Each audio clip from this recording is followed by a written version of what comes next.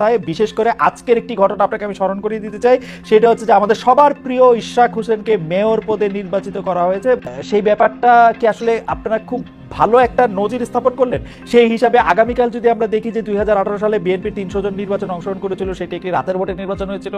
যারা যারা এখানে সেকেন্ড হয়েছে, থার্ড হয়েছে, তারাই আসলে এমপি হবে। বিএনপি আসলে 300 জন এমপিও পেয়ে গেল, 290 জন, এবং ক্ষমতায়ও বসে গেল। এরকমটাও আসলে হইতে পারবে কিনা, আপনারা ওরকমই চান কিনা? এবং আপনারা যখন নির্বাচনের কথা বলেন, তখন আপনাদের একটাই চাওয়া থাকে কিনা কোনো মতে? গণভবনে তো আর এখন আপনারা থাকবে না, গণভবন কিরকম জানি হয়ে গেছে, অন্য মানে প্রধানমন্ত্রী ভবনে গিয়ে আপনি বসবেন, তখন আপনি দেশে আসবেন এবং তখন আপনি অন্য কথাগুলি বিবেচনা করবেন। ধন্যবাদ আপনাকে। আসলে আপনি যে কথাগুলো বলছিলেন মনে হচ্ছে যেন বিএনপি চাইলেই আপনার মেয়র হওয়া যাবে, বা এটা বিষয়টা এরকম না। ইশরাক, আমি আজকে পত্রিকায় নিউজটা যেটা দেখলাম সেটা হচ্ছে ইশরাক তার নির্বাচনের আপনার ব্যর্থ হয়েছে এই মর্মে তিনি আদালতে করেছিলেন, মামলা করেছিলেন। তো সেই মামলারই আপনার একটা মানে আউটকাম হলো আপনার আজকের এই মানে কোর্টের রায়। এখন এটা তো কোর্টের বিষয়, এটা তো আসলে দলের বিষয় না। দল তো এমন কোনো ডেমনস্ট্রেশন করেনি যে আমাদের যারা মানে নির্বাচনে অংশ নিয়েছিল তাদেরকে বিজয় ঘোষণা করতে হবে। এটা তো ইলেকশন কমিশন বিজয় ঘোষণা করেনি, ইট ইজ দ্য কোর্ট আপনার মানে সেই মামলাটির আপনার রায় দিয়েছে। চট্টগ্রামে রায় দিয়েছে এখন মানে সেটা কোর্টই দিয়েছে, তাই না?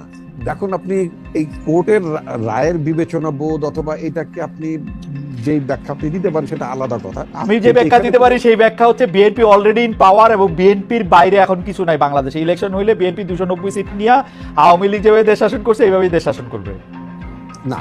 বিএনপি ইলেকশন হলে বিএনপি পাওয়ারের যদি আল্লাহর হুকুম থাকে, আমি সবসময় একজন বিশ্বাসী মুসলমান হিসেবে আমি মনে করি যে আল্লাহর হুকুম যদি থাকে, তাই না, মানে রাজ্য ক্ষমতা এগুলো সবই তো আল্লাহর হুকুমের বাইরে কিছু হয় না, এটা আমি গভীরভাবে বিশ্বাস করি। আল্লাহর হুকুম যদি থাকে, আল্লাহ যদি চান, নিশ্চয়ই আপনার জনগণ ভোট দিলে বিএনপি নির্বাচিত হবে, ক্ষমতায় মানে দায়িত্ব রাষ্ট্র পরিচালনা করবে। কিন্তু আপনার 290-280 এত ব্রুট মেজরিটির বিএনপি ক্ষমতা যেতে চায় না, নিঃসন্দেহে না। আপনাকে আরেকটা কথা আমি বলি, বাংলাদেশে মানে আপনার একটা ক্রেডিবল আপনার মানে ডেমোক্রেটিক প্র্যাকটিস থাকুক, একটা জবাবদিহিতা থাকুক। আমরা কোন সংস্কারটা চাই? বিএনপি কিন্তু বারবার একটা কথা বলছে যে আমরা ভোটের জন্য, একটা সরকারকে জবাবদিহি করার জন্য, রাষ্ট্রের নিরাপত্তা সংহত করার জন্য যেই আপনার সংস্কারগুলো এসেনশিয়াল, সেই সংস্কারগুলো নিয়ে আমরা আগাই। যে সংস্কারগুলো আপনার পরবর্তীতে গভর্নমেন্ট হিসেবে আপনি করতে পারবেন। এখন আপনার কথার কথা, আপনি ক্লাসে পাঠ্য বই আপনি বাংলা ভাষায় মানে পড়বেন না সব ইংরেজি ভাষায় পড়াবেন, এটা তো এখন সংস্কারের মুখ্য বিষয় না। আপনার এই যে বারবার ফ্যাসিস্ট সরকার কেন আছে? Because due to election. এরা ইলেকশন তোয়াক্কা করেনি। ইলেকশন কথাটা শুনলে তাদের গায়ে আগুন জ্বলবে যারা জীবনে ইলেক্টেড হইতে পারবে না, নির্বাচনের মধ্যে ক্ষমতা যাওয়ার কোনো সুযোগ নাই। রিসেন্টলি আপনি আরেকটা দেখবেন কথা বলছেন, যেটা আমার পার্টি এটা ভিন্ন মত পোষণ করেছে, সেটা হচ্ছে সংখ্যানুপাতে মানে আপনার মানে চাই কি বলে মানে নির্বাচন। আচ্ছা রিপোর্ট ভাই একটা হাইপোথেটিক্যাল প্রশ্ন করি। ধরেন আজকে থেকে 1 বছর পরে নির্বাচন হইলো, তো 1 বছর পরে নির্বাচন হইলে আপনারা কি এনসিপি রে ভয় পান? এনসিপি একটু এখন কিছু আসন পাইলে ওই সময় আরেকটু বেশি আসন পাবে, এরকম মনে করেন? না, আমি আদৌ তা মনে করি। আমি ব্যক্তিগতভাবে আমি আদৌ তা মনে করি এবং আমার দলও তা মনে করে না। তাহলে আর আপনারা ইলেকশনটা তাড়াতাড়ি করার প্রেসারটা কেন দিচ্ছেন? ইলেকশনটা তাড়াতাড়ি করার প্রেশার দিচ্ছে যে কথাটা বলে, এটা তো একটা নির্বাচনী সূত্র।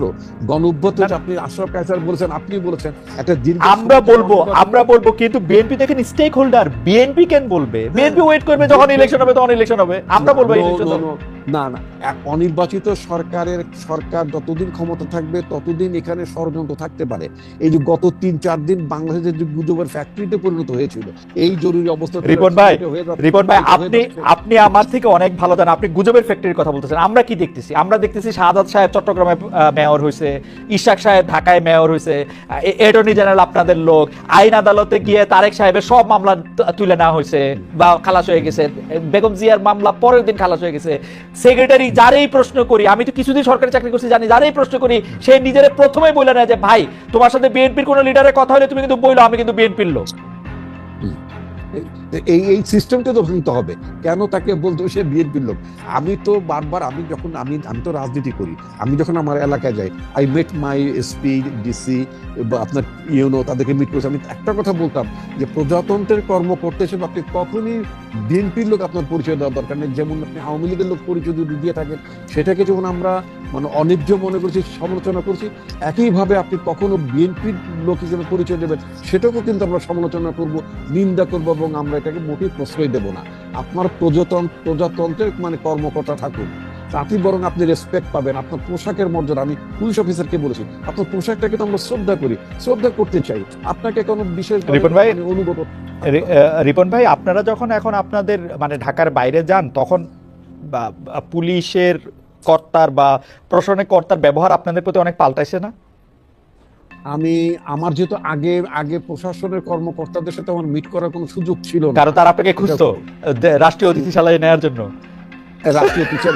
তবে বর্তমানে আমি আমার নিজ জেলার কথা বলতে পারি। নিজের স্বাভাবিক আমার এলাকার আইন শৃঙ্খলা পরিস্থিতির কথা বলেন, হ্যাঁ, আমি নানা কারণে যখন আমি বলি, তাদের স্ট্রেট কাট বলি যে আমাদের দলের তরফ থেকে, এবং এটাও বলেছি যে আমার দলের কোনো কর্মী যদি দলের পরিচয় দিয়ে কোনো লোক যদি আমার দলের পরিচয় দিয়ে যদি কোনো অন্যায়